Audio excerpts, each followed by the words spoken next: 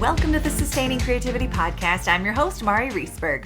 Over the past several years, I've combined my degrees in acting and somatic psychology to share my sustaining creativity techniques with performers. And now I've decided to share it with a bigger audience that includes you.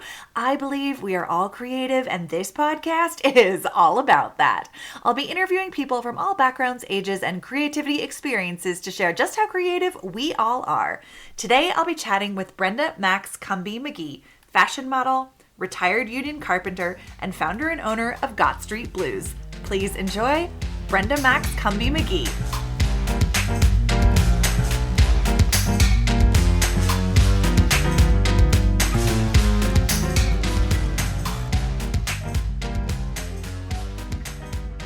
Welcome to the Sustaining Creativity Podcast. Today I'm chatting with Brenda Maxx Cumby McGee, fashion model, retired union carpenter, founder and owner of Gott Street Blues. Welcome to the podcast. Hi, thanks for having me. I'm happy to be here. Well, I am very excited to chat with you about creativity and how it shows up in your life. But why don't you take a couple of minutes to let our listeners know a little bit more about who you are and what you do? Okay, I am just a girl from Ann Arbor, Michigan. Beat her brother up occasionally to take his dump truck to run a construction company in my mother's gardens. Turns out by the age of 12, I was really into this whole dressing up in my mother's clothes because they were so fabulous. She had the matching gloves, the shoes, the hat, these gorgeous dresses, and I would dress up in them. And then I realized how much I liked fashion. And at 12, I decided I wanted to be a fashion model. So it was a big deal. Everybody teased me, blah, blah, blah. And the reason they teased me is because I was such a tomboy. I was absolutely horrible. I mean, my brother and I were playmates. We were a year and 3 months apart. So he taught me everything: football, basketball, baseball, you name it, I was doing it. Running around with no shirts with him until my mother said, "You got to put a shirt on, Brenda." And I'm like, "Hey." And she's like, "You're a girl." So that was my first encounter of I was different from him, right? And I think I was about 4 at the time. And so started modeling at the age of 19. My mother insisted that I go to finishing school. She said, "You walk like a clod." And I did. I had a whole guy walk. I walked like my brother. I did what my brother did. So, and I was very heavy footed. I would be upstairs walking. She said, "You sound like a herd of cattle getting ready to come through the ceiling. Oh my God." And so it's like, okay, fine. So I went to finishing school, and it was what you would think: the book on the head, the straight, posture and all that stuff. And, 18 months to 2 years later, I graduated and started modeling. Realized then that it was also psychological, that they would tell you what was wrong with you. So I had a larger nose, got my nose fixed at the age of 20. That was an experience. And then came to Chicago at 23 and just started that whole find an agent journey, do all that kind of stuff. But in the process, my mother was a kind of, I guess she was an original DIYer. She did everything in the house, right? She sanded floors, she finished them, woodwork, painted, plaster, you name it, my mother did it. Wow. We all her children took after her. My oldest sister was a beautiful artist, amazing artist.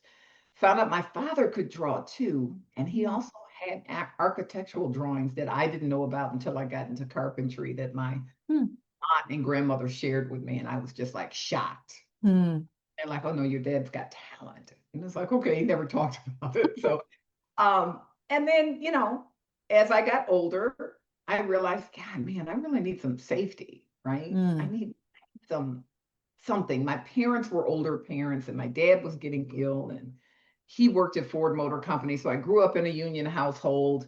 But I realized, man, you got to have health insurance and all this stuff. And modeling and acting didn't provide that for me. So I ended up with a illness, woman's problem. I had a cyst on my ovary. And well, that was the first one. The next one, the big one, was the fibroids in the uterus. And I had to have them removed. They were that bad. And I had to take out a loan to get this surgery. At the time, I had started modeling on trade shows and I met Yeah. a gentleman by the name of Larry Cooper, and he worked for Anheuser-Busch. Larry and I just became fast friends. Hmm. Talked, chatted about everything. I could tell him how the booth was put together, and it kind of freaked him out. He wanted to know how I knew that. I said, because I'm looking at it. So, and it ended up, I ended up getting this surgery, and my mom came to take care of me. I'm 34 years old. I'm laying on my sofa in my little 1-bedroom apartment. My mom's at my desk, and the phone rings. I act like I'm going to get it. She's like, I got it. I got the phone. So she's talking, and I hear this. Yep. Hey, how you doing? Yep. Okay. All right. She can do that. Yeah, she'll do that. Okay, no problem. And I'm like, who is she talking to? And she gets off the phone. I said, well, who was that? And she said, well, it was Larry Cooper. I said, oh, okay. She said, you're going to be a carpenter. And I'm sorry, when you're 34, and you're laying on the couch and your mother is telling you what you're going to do, you turn back into the 12-year-old girl. Mm-hmm. Okay, mom. That's all I said to her was, okay, mom. And so kind of that's how this journey started. And in the union, you can either be sponsored by a company that allows you to work and they'll teach you on the job, or you can go through the apprentice program. So of course, I have to kind of learn as you go. And I started working with a gentleman named Scott Martinez with Display Services. I was in the trade show industry, loved it. It was something new every day, but it was a shock to walk into. I go in a pair of cute little fashion overalls, a little white t-shirt, the red bandana tied around my hair with curls trembling down, and a pink toolbox that couldn't carry nothing. It was, and realized real quick, oh God, what did I get myself into? So it became kind of a sideshow that day. It was April of 94. And my 6 weeks had just finished for recovery. So I still couldn't really lift a lot of stuff. So Larry kind of had me doing this, introducing me easily into the trade show industry. And it was an interesting day because I must have had every man in McCormick Place. There was only 2 buildings at the time, come by to the booth and see who this chick was. There is a chick in Anheuser-Busch. And I was like, okay, so Larry finally got fed up and stopped everything, had a 15-minute conversation. This is who she is. This is why she's here. And we're not going to have any stuff. So everybody went back to work. And it was done. It was fine. It was over. It was like, okay. So we ended up doing that for 26 years. Wow. I did. Yeah. And I knew immediately that I had nothing to wear and that there was nothing out there for me to wear. Yeah. Tell the story of the 16-foot ladder and the ill-fitting coveralls that I was wearing that I stepped on and almost killed myself coming down a ladder. I was starting to flip back. I'm like, nope, we ain't doing that. So we're grabbing and looking like a cat coming down the ladder, and broke up all my nails and everything else. And it was like, this is crazy. So I don't care where I looked, you could not find clothes. Sure. And it was very, very disheartening that there was just nothing. And so, of course, I tried the men's stuff, which was ill-fitting. The shirts were too big. The sleeves were too long. I remember using a table saw, and the foreman came by, and the general foreman, and he just stood there looking, and which made me nervous. And I'm like, man, why is he staring at me? And then when I got done, he said, turn that off. I turned it off. And he said, I don't ever want to see you with gloves on or your shirt sleeve hanging like that. He said, it can happen in a second. That shirt will get grabbed by that blade. He said, and then you're missing an arm. So don't do it ever again. So I didn't. And the sad part about it was that, okay, I need something that's going to cover my arms, because when those pieces of wood slap back at you, they hurt. Yeah. They hurt. And so it was, man, I need to do something. And I thought about making women's clothes that first year. And so by February or whatever of the next year of 95, I mean, I started making drawings and all these other things, talked with my girlfriend that I grew up with, my best friend. And I said, look, I need a name for this company. What can we call it? Blah, blah, blah. And she finally said, just call it Gott Street. Well, the reason she said that is because she lived on Gott Street, Gott, in Ann Arbor, Michigan. And that's where we spent the majority of our time, at her house on Gott Street.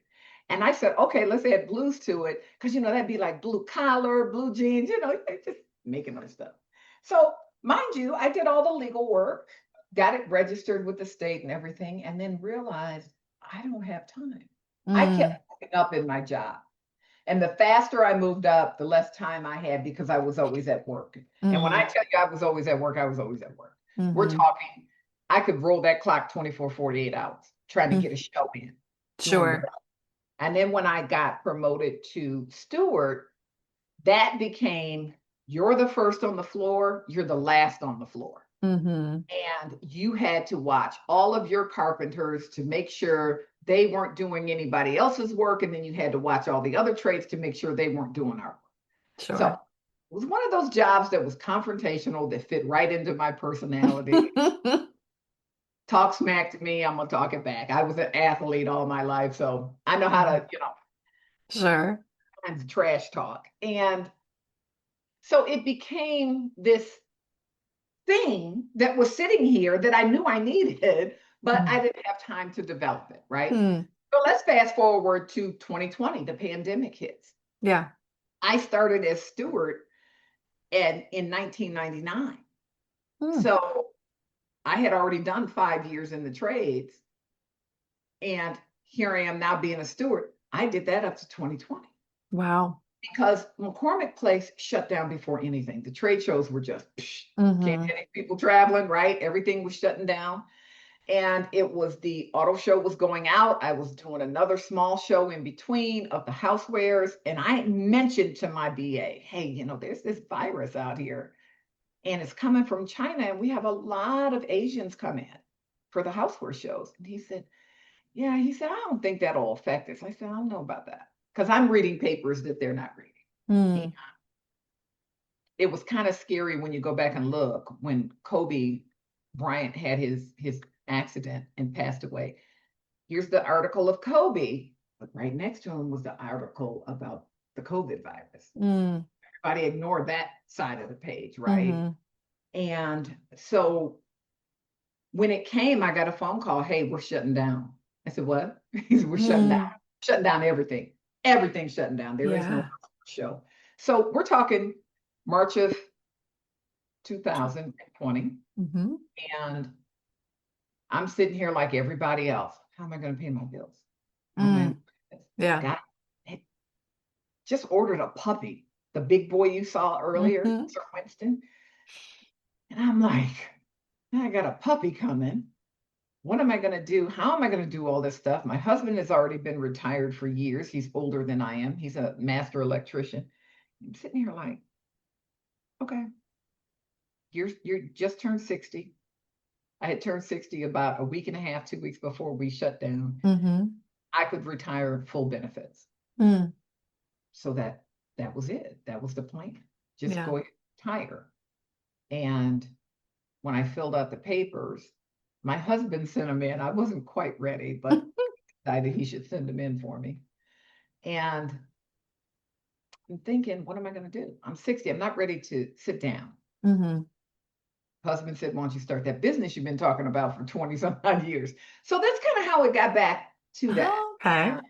I went back and re-registered, did all the paperwork. And at the time during the pandemic, I started trading stocks. Online trading stocks. And I met this young lady. Her name is Shima Strickland. I never met this woman in person. We still talk to this day almost every week. Yeah. She was teaching me about trading. And we were having a great time trading. It was fun every day. And she taught me all these things. And she said, hey, what about that company you were talking about? You're doing the clothing company. I said, well, it's just sitting there because I don't know what to do now. I said, I registered everything and all that. I said, I don't know the next step. She said, well, you need a pattern maker. I said, a what? She's like, a maker. I said, well, why do I need? She said, do you know how to make patterns? I said, well, no.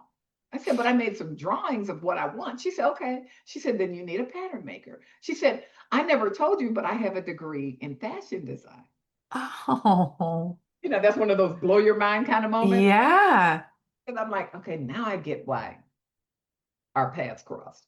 Because I always thought, why is she trying to help me trade? And I don't know this woman. And Oh, cynical. I'm 60. I'm cynical. sure. And so I was like, okay. So I started Googling and I found the Chicago pattern maker. She kept popping up, kept popping up. Nobody else was popping up. And I just said, you know what? Call her. So I set up an appointment. Her name is Social Herrera Shear, and she is amazing. Hmm. So we sat down, did some designs. I was going to do pants and a shirt. And then I realized the pants were a little complicated. Let's just do the pants. So that was July of 2022. Okay. My pants still aren't on the friggin' market because Mm. I'm trying to make them in America.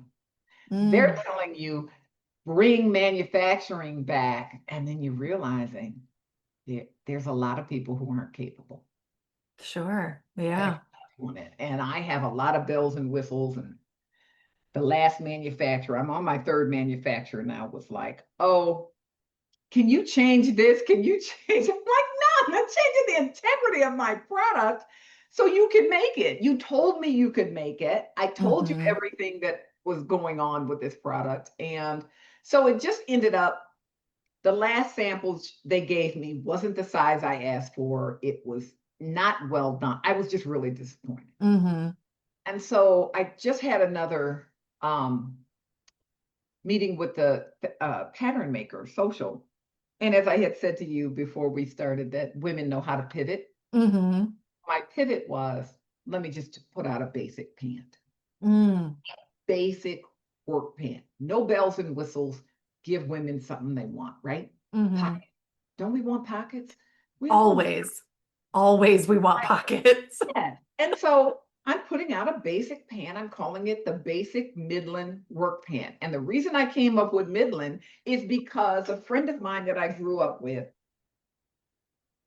gave me, she said, hey, these women are asking where they can find work pants for construction. I think you need to get on the conversation. Well, they're in Midland, Michigan. Mm. So I was like, oh, okay. So I started paying attention to what they were saying. And when you hear a person say, hey, look, I work in concrete. I'm not paying $100 for a pair of pants. And, then I'm tearing them up with concrete. I get that. Because women's work clothes are expensive. Yeah. And I don't think they need to be that expensive, Mm.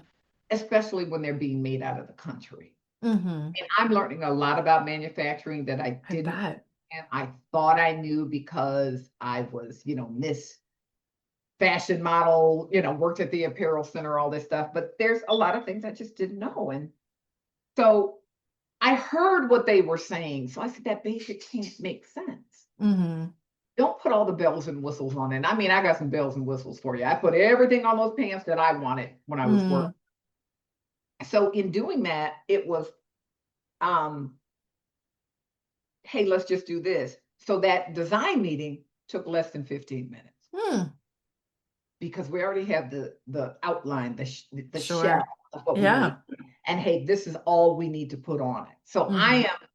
I am convinced and also hoping that this pant comes out before the end of the year because we've been struggling to get Mm. on the market because we keep kind of getting waylaid by the manufacturers here. Yeah. And then the other thing I'm doing starting this month, actually this weekend, is I'm learning how to sew Oh, industrial machine. love it.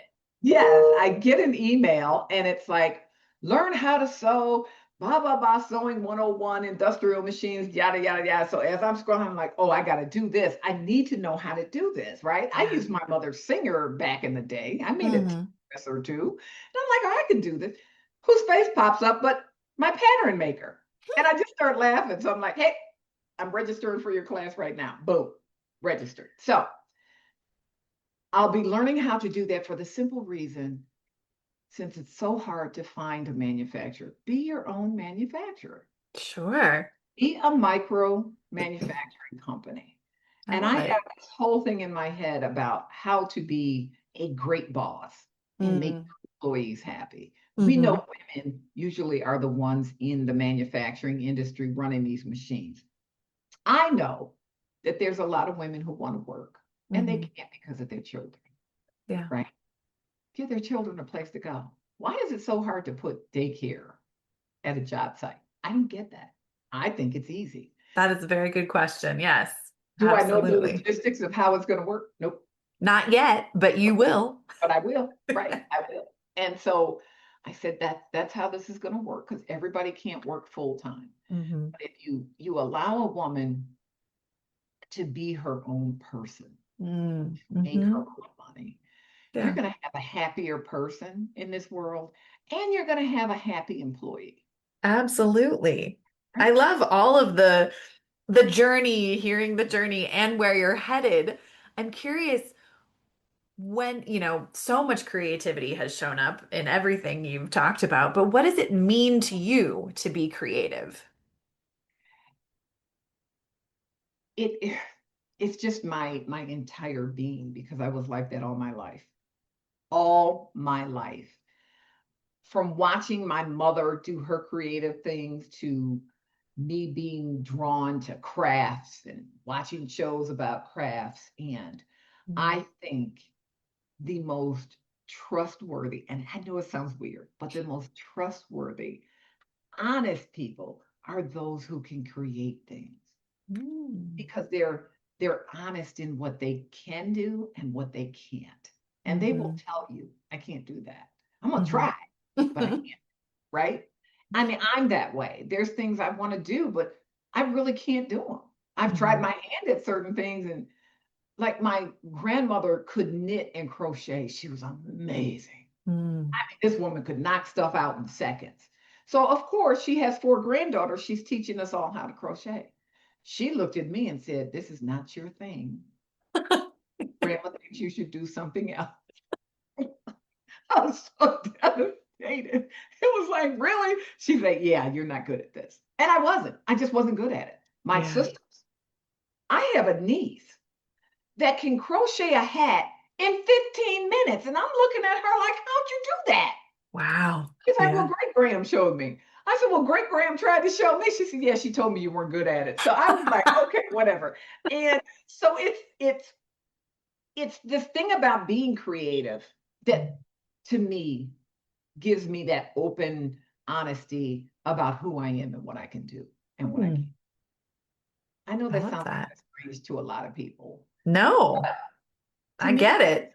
that's just a fact. You just Yeah. you can your limitations. You know your limitations. And I'm Hmm. happy that I can create because it also serves as a, if you notice, creative people come up and they fix problems that present themselves Sure. and they figure out, okay, well, I'm creating this. I can also do this. Like I'm Yeah. saying about women. And I know it's happened before. The woman that did the liquid paper, Nesbit, Mm. she had a business when she started that business. She Hmm. had daycare on site. I just read this and I'm like, what happened to these women? Mm. You know what I'm saying? What happened Yeah. that we don't have daycare for kids, that we don't have a clinic on Yeah. site on these jobs? We had them in elementary school. I Hmm. remember going to the clinic when my stomach was upset. There Yeah. was a nurse on call every day. There were 2 beds. Sometimes there were 2 kids in each bed because we were all sick. Or, we even had a dental clinic Hmm. at our elementary school. Wow. So it's like, what happened to all that stuff? It Hmm. was simple, right? I think now in these times we overthink everything, Mm. just Hmm. like women's work clothes. They just want Hmm. freaking pockets. Give them the pockets. Would you? Just give pockets. Yeah. You don't have to reinvent the wheel. Give them pockets. And so to me, it's just hilarious because there is actually an entire history on what happened Mm. with pockets. I just got to see the Oh, videos and I'm like, oh, we're using this. I gotta get the, permission to use this. But I'm like, this is what happened. yeah. You gave them to us and then you took them away. Same thing, you gave us daycare and you took it away. And now daycare is so expensive. Does it Hmm. make any sense for most women to work? No, Right. doesn't. But they do it so they can get out of the house and they can feel like they're contributing to something, right? Hmm. Society, themselves, their kids, whatever. Yeah. So let's go back and do that. So I think creative people really do solve more problems than we cause. Sure. And I'm hearing so much about just creating opportunity Yes. for people is so Yes. important through having the correct clothes to wear Yes. creates opportunity. Let me ask you something. How do you feel when you're dressed really well and you feel like everything is just put together? Like $1 million. It's amazing. Shouldn't women feel that way when they walk on a job site? I don't care if you're Absolutely. dirty, but if you Yeah. look nice, if you feel good, you Yeah. feel like these clothes fit me the way they should. There's things on here that I need functionality Mm-hmm. that helps me get my job done better. And it's like, I can't wait to get the first pant, which I used to just call it the pant because I couldn't think of a name.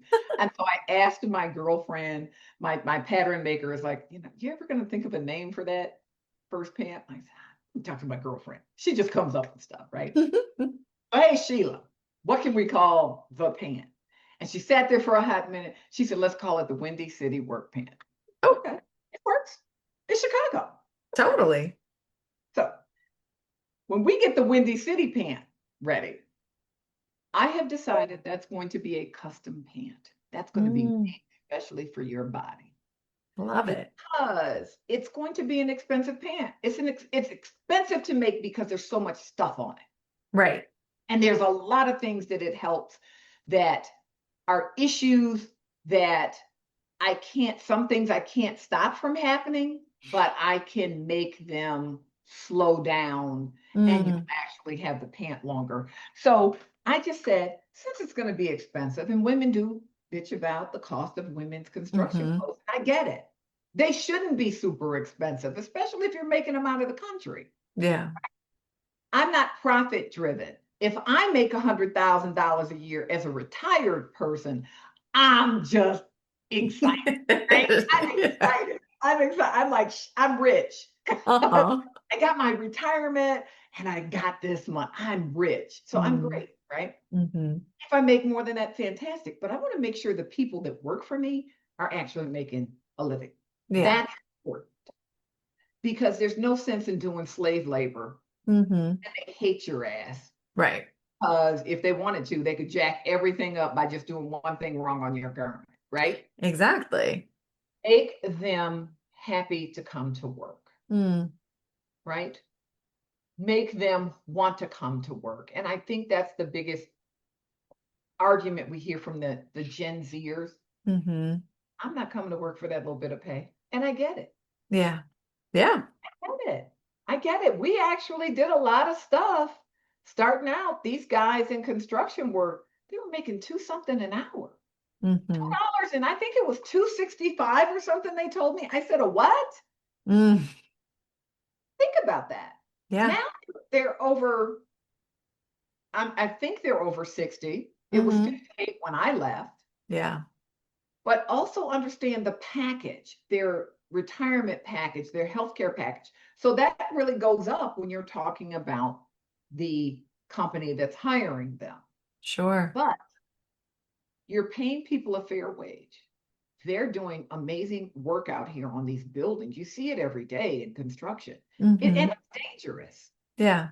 We've lost a lot of people in construction. hmm I watched a guy open up a crate on the show floor that all the stuff inside, steel doors, 12-foot steel doors that shifted in shipping because it Mm, wasn't packed correctly. He opened it up, that whole thing fell on top of him, and he lost his arm. mm, So yeah. the thing is that things happen, hmm right? And it can be dangerous in one way or another. And if you pay people though to be able to make that living, take care of their families, send their kids to school if that's what you choose, hmm um, I think you just have a happier workforce, I right? agree. Creating that environment that people want to be in Yes, that supports them. There's that reciprocity of doing good work because they are supported. yes. And that piece is amazing. And I, I I think hope that it gets I comes to fruition for you. It will. I'm going to make it come to fruition. I'm 65 now, and it's like I ain't stopping until it happens. Right? Good. I ain't stopping unless the man upstairs says, "Hey, I need you back." Your time is up. I get it. I'm not stopping. But my thing is, and I was telling somebody, and it's really funny. This third manufacturer, him and I think a lot alike. He's in Portland, and we're both like, sewing is a skill. It's a skilled trade. Yes. That's why I'm going to take classes, because I got to learn it, right? I got to be taught how to use it. That's a skilled trade, and they need to be paid as a skilled trade, right? So that's what happened in this country when manufacturing started leaving in the late 70s, and it really got, 80s. It just, everybody left, and it was like, and people don't coincide that with the Reagan years. There was a lot of things that happened during the Reagan years. If you weren't born, I highly suggest you go back and start reading history and see what happened to this country when it came to unions, when it came to manufacturing, when it just came to the middle class making a living. Sure. I just want people to be able to make a living. I fully agree and support that. And I bet we could talk for hours just about that. I bet we could too, because your eyes lit up when I said it. And I'm like, I know, I love it. Well, I got an ally over here. It has been such a treat getting to chat with you. I have one last question. Yes. What does it feel like in your body to be creative? Magical. It's a magical, it's like I'm a unicorn. I literally think rainbows. I burp them, I fart them. I am the unicorn that just, allows all this creativity to just be around me. And I love the fact that I have the ability to see things that other people can't see. You ever walk into a room and it's a blank room, but all of a sudden you can see where everything should be, what color it should be. The same thing with clothing. Man, that's it. That dress is it. It's on a hanger. I've seen it on my body or somebody else's body, but that's the item because you can see past what you're looking at. So I'm excited that I'm that person. So it's a magical feeling to me. That how beautiful. Well, thank you so much for taking the time to chat with me. If people want to learn more about the work you do, your business, how could they go about doing that? You can find me at Gott Street Blues on Facebook.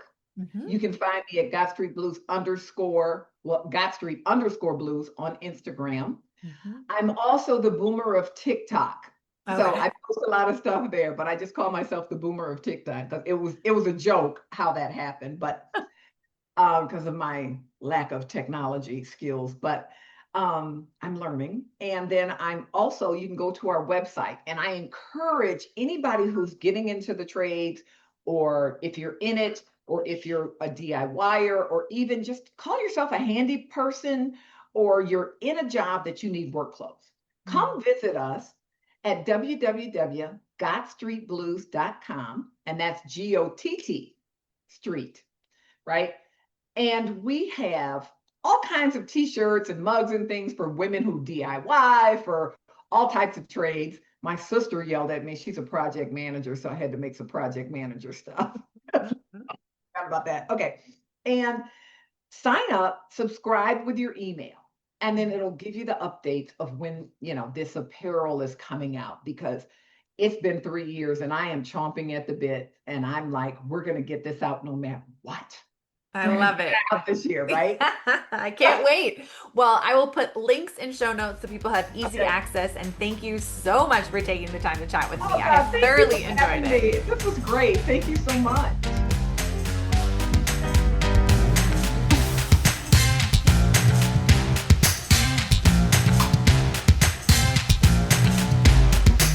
Thanks for listening to the Sustaining Creativity Podcast. We'd love to keep in touch, so follow us on Facebook and Instagram. We are at Sustaining Creativity.